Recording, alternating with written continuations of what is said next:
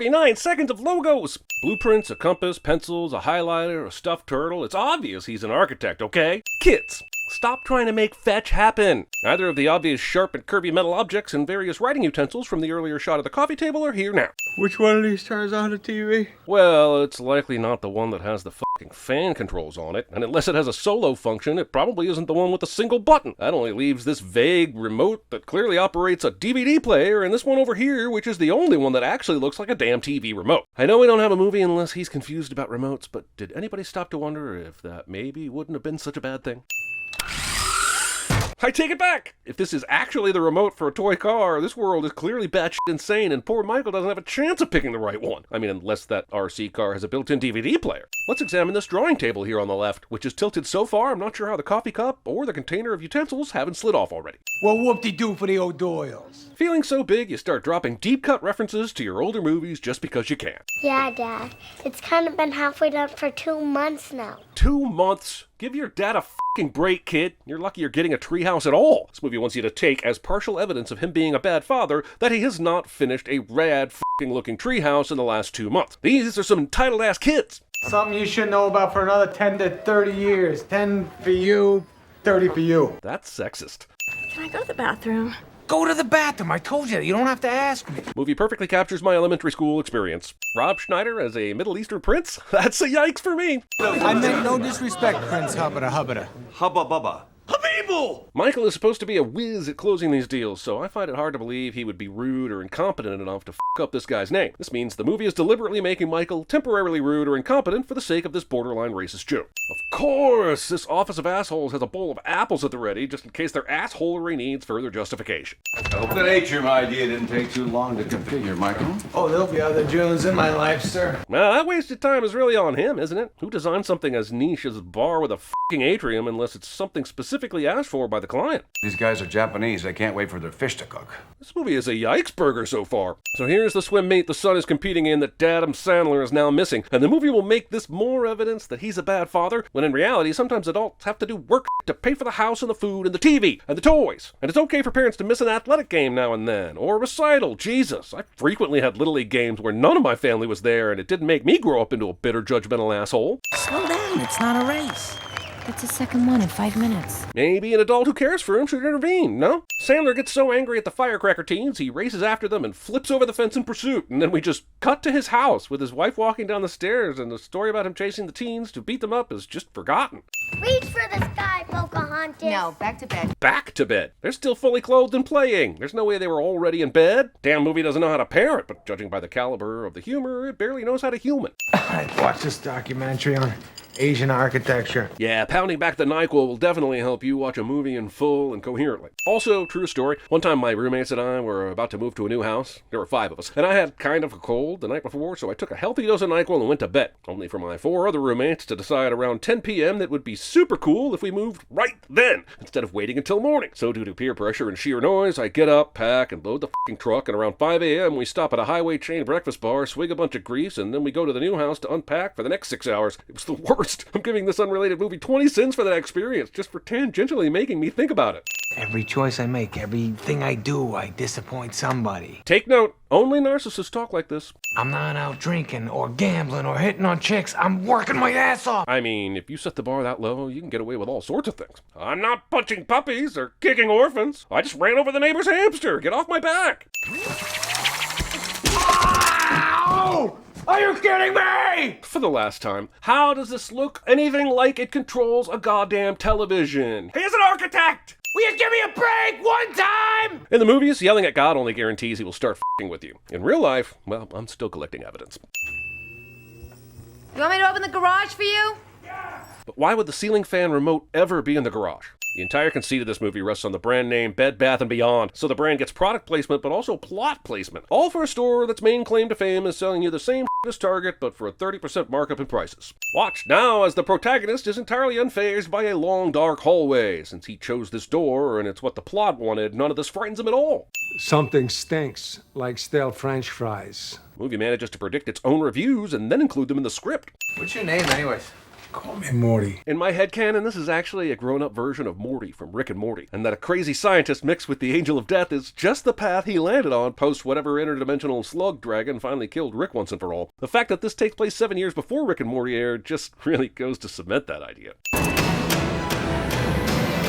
I'm honestly not sure if I should be looking out for Indiana Jones or Harry Potter, but I do know there's a Horcrux in here shaped like the Holy Grail. None of these boxes are labeled? Surely even the Angel of Death needs an organizational system of some sort. And if they don't, why bother with this really new stuff label? This movie is like Bruce Almighty, only instead of God, it's a warehouse guy, and instead of being Morgan Freeman, it's Christopher Walken. Just point. Click. Roll clickets. Why are you doing this then?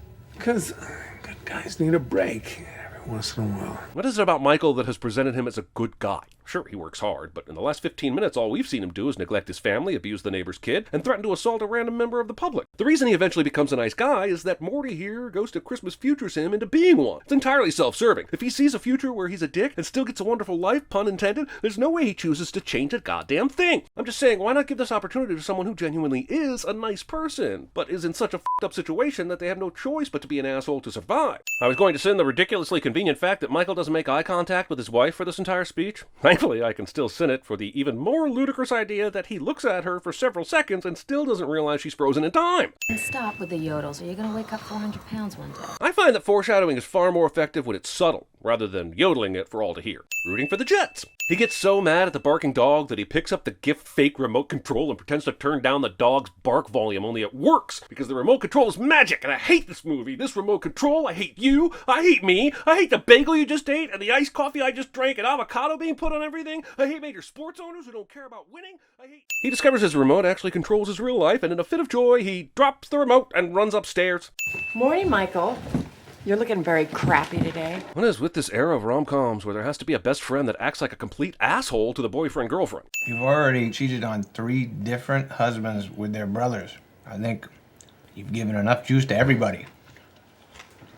Love juice. Explaining your jokes. See, that was a concise way of pointing out that what the movie is doing here isn't funny and is totally unnecessary. That follow-up explanation was the joke. Look at all those f***ing lemons! This is a family of... I forgot. They have 2, maybe 3 kids, alright? There are 7 f***ing lemons visible from this angle alone. When life gives you this many lemons, are those f***ing artichokes? Why do you have to be so mean? Someday, I'll be living in a big old city. And you can bark in over 6 different languages. F*** you say? Much cooler than your stupid human dog. Human dog. Very nice? This thing is worth more than your car. Not anymore, it ain't. 3 cheers for your protagonist, everybody. Also, so far, the only reason we've been given for him hating the O'Doyles is because they had a universal remote and also Billy Madison happen. That's literally it. No one in this O'Doyle family has done anything to warrant any hate or toy destruction or any of that shit. Okay, is this some sort of reality show? Are you the host? I can understand trying to rationalize the crazy shit he's just seen, but how the f*** would this being a reality TV show explain any of the said crazy shit? He literally just brought up picture-in-picture in his damn kitchen. Click it. Click it. How did Michael even know he was picking commentary? We don't see him scroll down, and it doesn't seem to be any sort of motion-controlled cursor. Yes, the practicality of the magical menu for the DVD of his life is the thing I find most ridiculous. Alice had brought him a cheeseburger instead of a hamburger as he requested. Cheeseburger? I said a hamburger. Okay, they even make a whole joke about how James Earl Jones is doing the DVD commentary on this dude's life, but this is not a commentary. This is describing the film's events just before they happen. Hell, a commentary is a lot more interesting when it's the people involved with making the film that are reacting to it, rather than a voice actor hired to narrate the movie. Also, what a dick this guy is. The floor is so mushy and slippery.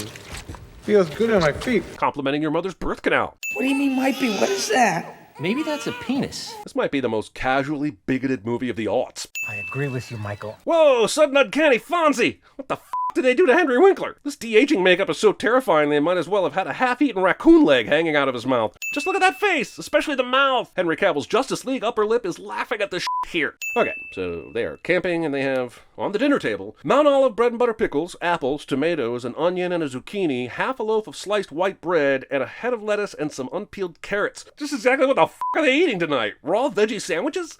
Okay. Wait, where did that Twinkie come from? Who keeps an emergency Twinkie in their pocket? Why don't I have an emergency Twinkie in my pocket? Excuse me, I'm sorry to interrupt, but this is kind of important. Movie has time for this recurring Alice is too scared to pee running gag that wasn't funny the first time and won't be any funnier the 100th time. Ah! Despite Morty warning Michael, It's a very powerful device. Use it with caution. his very next action is to freeze and move a child so that they are hit with a baseball. This is both creepy and irresponsible. Why are we rooting for him again? I can't take a whole night of this. So instead, he fast forwards through the entire evening. But this doesn't save him any time. It just proves that he's a jerk that can't put up with the inconveniences of hanging out with his family for an evening. Also, why didn't he just pause his life and go do his model and then unpause and have dinner with his family? What is this kid doing flying down the stairs? If the next fast forward button doesn't show them all driving to the damn emergency room to fix this kid's broken legs, I'm calling bullshit. This scene is basically like that episode from Star Trek The Next Generation, where the Enterprise and that Romulan ship are frozen in time, and Picard, Geordi, and Data and Troy have to walk around all their frozen crewmates to work out what the happened and prevent a warp core breach. What does a random episode from Season 7 of Star Trek The Next Generation have to do with this movie? Well, nothing. I just really love that episode, and thinking about it was a welcome, albeit brief, respite from the mind-numbing disappointment that is this movie. Okay, quietly try and coax me into it. In a list of sexy turn-on phrases, this one ranks just below, I think I forgot to set my VCR to tape 90 Day Fiancé, and just above, that chicken was bad by a day or two, but I ate it anyway. Yeah, I'll show you. Yeah. Whoa, what's this rewind business? I thought he just had to think of a moment in the past, and then he appears there after clicking the button. They're actually rewinding time here. So when things get f***ed up later, why can't he just rewind time and give it another shot? By the way, your wife, absolutely gorgeous. Let's cut to her showing a lot of skin at a family dinner just to drive the point home. Wait, the f***ing O'Doyle kid is here eating dinner? He just ran home screaming for mommy last scene. Sandler's character hates these kids. The f***? Is that a man or a woman? Unfortunately, scraping the bottom of the barrel wasn't quite good enough for this movie, so they decided to dig through the bottom and kept going until they hit the Earth's core, where a portal to the multiverse opens up and they managed to find an alternate Earth whose people have managed to genetically engineer a barrel with even more offensive depth to retrieve their humor from. Getting sick, man. Fast forward me till I'm better. The remote that controls his life also takes voice commands? That's brand new information! In this shot, the bacon was over here, but in the very next shot, it looks like someone has spun this plate 90 degrees for no reason. I like to think there's a better movie out there that shows someone else with a click remote that's f***ing with Michael to make his life worse. The bacon move is just the warm-up stuff. You know, like the ghosts that inexplicably choose to haunt people by slamming doors for some reason. Traffic. No more traffic. Okay, there are definitely some relatable examples of times it would be cool to have one of these remotes, like skipping the daily commute. And yes, the irony that I'm sinning something that I would quite like to have now so that I could fast forward through the experience of watching this movie in so much detail is not lost on me at all. He speeds up traffic and slows down for bouncing boobies, and he is your protagonist, so you better find something to like about him. He uses the remote's color adjustment to make himself seem less pale, but that is just a huge can of worms I don't think the movie is ready to wrestle with. I mean, it sure does look like Sandler's having a lot of fun here. I just wish he'd found a way to loop us in as well. Very impressive, Michael. I'm confused. He had to finish the big model by the next day. We saw him working on it. Then he talked to Morty to get more exposition about how the remote works and realized he was getting sick and fast-forwarded an entire cold. That's days. Now he shows up at work and presents the boss with a small poster. Anyone can be a victim of sexual harassment. A woman, a man, even the office slut. I think it takes a special level of ignorance to play off a sexual harassment seminar for laughs in a movie filled with extremely offensive gender-based stereotypes. It's moments like this that make the, oh, it was a different time excuse sound f***ing ridiculous. A, that different time was 2006, not 1986. And B, if you're aware enough to make this guy look like a jerk in this scene, you're smart enough to know that you're being offensive in the rest of the movie. This remote is not consistent. Just minutes ago, he used the color setting to change his own skin. Now he changes the picture to wide and panorama, and only his boss changes in size or shape, and nothing happens to Michael or anything else in the entire room. Then we can get out of here and do jello shots at America's greatest cultural achievement, TGI Fridays. The problem with this joke is that it isn't quite far enough from the truth to be considered parody or satire. He uses the remote to eavesdrop on the Japanese guys by translating their conversation, which fine, but they are way across the room. You guys deserve the best, and that's what you're gonna get from now on, okay? Premature cyclebrationing. Everyone was asleep in bed, even his wife, and now he's sending the kids out to ride their bikes at, what, 1 a.m? No. You got more. How many sliding glass patio doors does one house need? Why are you always trying to hurt me? One day I'm gonna hurt you back. One day? You've already trashed the shit out of his robot dog and given him a concussion by a baseball. I mean, no wonder the kid turns into a discount Joker or whatever the Gotham writers wanted him to be, but couldn't for some reason. He gets the O'Doyle kid in trouble by lying, and man, did you not punish that family enough in Billy Madison when you literally had them all drive off a bridge in a station wagon? She prefers to be called Alan now, remember? Holy shit, this movie couldn't be made today. I mean, unless it was directed by Mel Gibson and starred Scott Baio. Come on, autopilot. You're more like Otto Zombie. Good one, Donna. No therapist would ever act like this. Who is this big mouth? Why can't you and I just talk? Also, perpetuating the myth marriage counseling equates to failure. What the heck happened? I didn't even touch the remote. I can't tell you how little I care, my man.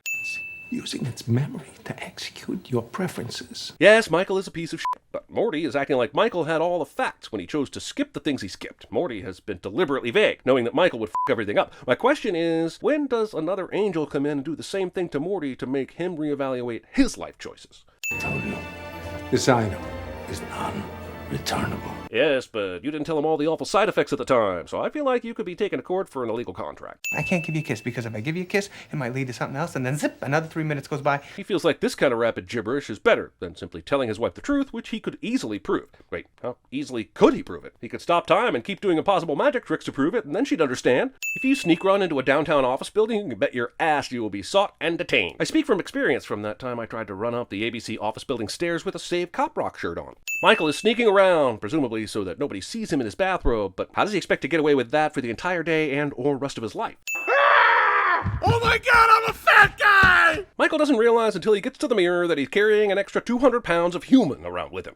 Also, it's almost as if, after a decade of making movies, the people at Happy Madison wondered how many demographics they could belittle and have a laugh at the expense of in one feature, while still making a ton of money. This movie grossed $237 million in 2006 and made another $90 million in home video sales in the US alone. Michael Jackson, the first man to clone himself, is now suing himself for molesting himself. Somebody was paid to write this. Then they took it to their boss and said, hey, read this. I think it's hilarious. And then that guy said, my goodness, this is fantastic satire. Let's put it in the movie so that millions of people can see it and appreciate its brilliance. And then everyone went home happy, for upon that day, a great thing was done by all. Look how big you got. You're enormous. Jonah Hill is overweight, jokes. It is unreal how much of this there was in the early 2000s. 10 years, you're not finished yet? Michael is beating himself up for not finishing the treehouse, but at this point, isn't that on Bill? This guy, man, I hope he doesn't learn a lesson. I hope he just keeps getting suddenly older and more bitter. He's a dick. Tough not to see this as a joke about fat people, but whatever. What's the point of a closed-door meeting if the office's wall panels are all turned to kind of obviously open a bit? Blondie, big lips, chesty. What? Is that your girl? No, that's your daughter, Samantha. Yay, incest jokes! That's my Happy Madison bingo card complete. I'm out, f***ers. See ya! Stupid piece of garbage movie. I can't believe it came out in 2006. Somebody paid millions to make this movie instead of a second season of Firefly. It's amazing to me how many movies think that the natural evolution of technology translates to, hey, let's make simple shit more complicated by adding extra steps that look fancy, like this f***ing water dispenser here. Would you mind looking at my shopping mall design again? Shopping mall? This movie about architects really thought new shopping malls were going to be created forever and always, and it's kind of adorable. Don't you want to know Why you do this stupid trick? I've always known. Can you let me do my work? This takes place during the chunk of time the remote skipped, which means that Michael should be on autopilot right now. Why is Michael's autopilot so mean? I'm the angel of death. What in the ever-loving is the angel of goddamn death doing around with one man's life in the hopes of making him a better person? Where does that appear in the angel of death job description? Ben, I didn't miss my son's wedding. He says this just acclimating to my surroundings like this all movie long, and no one ever calls him on it. Okay, guys, here's my big moment as unnamed wedding guest. I'm so pumped that I got to be an extra in the new Adam Sandler movie. Put that f***ing branch in the way. You look amazing. She does, but have you seen Bumblebee Crazy 8 Hat Lady over here? Am I supposed to be happy that a 50-year-old Michael is pantsing Bill? Bill seems like a great guy. Sure seems to be doing a better job as husband and father than Michael did. I mean, except for that treehouse, of course. You were fast-forwarding through your life long before you ever met me. Deflecting the blame. I have two fathers. Click! Him running after his son goes on for all the sometime. This almost feels like it's going for a Truman Show style heart-wrenching ending, but it 100% misses. Likely because we're actually rooting for Truman, whereas Michael is kind of getting everything he deserves. Michael wakes up from his remote control dream that happened but actually didn't and realizes he needs to stop working so hard and be with his family, much like Kevin Lomax did in The Devil's Advocate. And while this movie shows that's exactly what he intends to do, he'll probably become shitty again the moment life gets boring again. And then somebody will morph into Al Pacino before Paint It Black starts playing. We can't play it, but there's definitely a comedy in the aughts ends with a U2 song cliche, just for good measure. For the second time in this movie, he's waking his family up, but this time the Bed Bath & Beyond was still open. So what time does Michael's family go to bed? Then he sends them back to bed to get rest for tomorrow's camping trip. This scene works for a movie, but if you've ever been around toddlers for more than a couple of days, you do not wake them up on purpose when they are already sleeping. Hey, who wants to have a pillow fight? Michael pats his and then asks his kids, who he is now waking for a second time, if they want a pillow fight, instead of letting them sleep and satisfying his wife as promised. It's like they had no idea how to finish the movie, so they just pulled out the Happy Madison edition of Mad Libs and filled in the blank. Holy shit, that's how they wrote the whole movie, isn't it?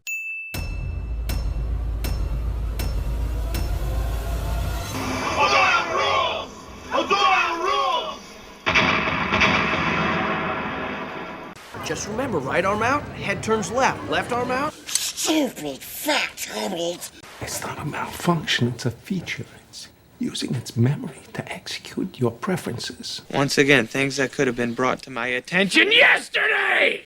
Why did you do this to me? God didn't do that, you did it.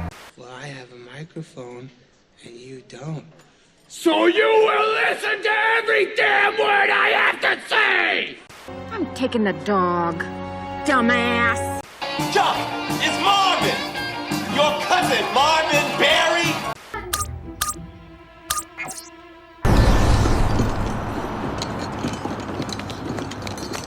I wonder if there's a real woman under those overalls, or just a robot. I want you to decide what's right for me.